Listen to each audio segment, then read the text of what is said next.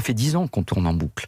Ça fait 10 ans qu'au fond, Google refuse cette perspective qui est de rémunérer les éditeurs. Au nom de quel argument ?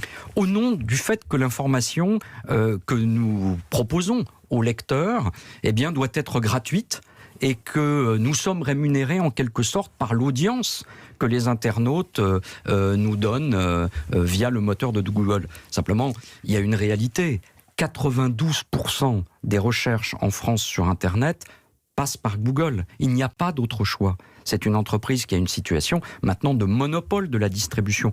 Comme Facebook a un monopole de la distribution aussi, avec Instagram, quasi-monopole sur les réseaux sociaux. Et d'une manière générale, nous, ce qu'on demande simplement, c'est que ces plateformes américaines qui intermédient complètement les médias, que ce soit sur le plan publicitaire ou sur le plan de la distribution des contenus, accordent une part de la valeur qu'elles créent grâce à nous à la rémunération de notre offre éditoriale. Un de leurs arguments, c'est de dire qu'ils ne touchent pas d'argent avec Google News. Vous suivez ce qui se passe en Australie ? Alors en Australie, le gouvernement a pris des décisions, je dirais, très courageuses.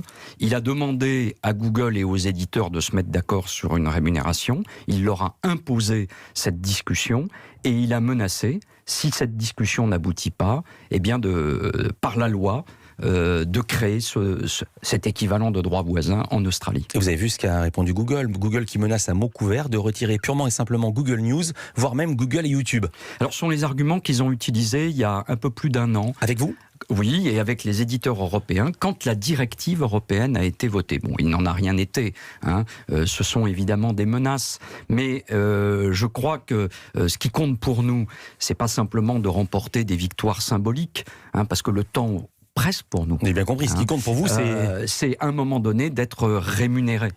L'Élysée penche, puisqu'on a vu que la situation était bloquée et que c'était un dialogue de sourds, pour la nomination d'un médiateur. Est-ce que vous êtes d'accord avec ça ? Et qui choisirait ce médiateur ? Alors, je pense qu'il serait choisi d'un commun accord, peut-être proposé par le gouvernement lui-même. Un commun accord entre les éditeurs et le gouvernement, ou entre les éditeurs, le gouvernement et Google ? Alors, un commun accord tripartite ? Je pense entre les éditeurs et le gouvernement d'abord. Il faut qu'on se mette d'accord sur ce choix de médiateur et évidemment que Google l'accepte. Pourquoi on veut privilégier la médiation ? Parce qu'évidemment, la voie juridique est très longue. Ce sont des entreprises énormes, elles ont des conseils, elles font systématiquement appel de toutes les décisions, les procédures sont très longues. Et nous, ce qui nous importe, c'est de trouver un accord. Nous vivons avec ces plateformes. Dernière question, on vous a déjà proposé un nom de médiateur ou pas encore ? Non, pas encore. Non, pas encore. J'espère que ce sera un médiateur qui comprendra nos positions et qui trouvera un juste équilibre.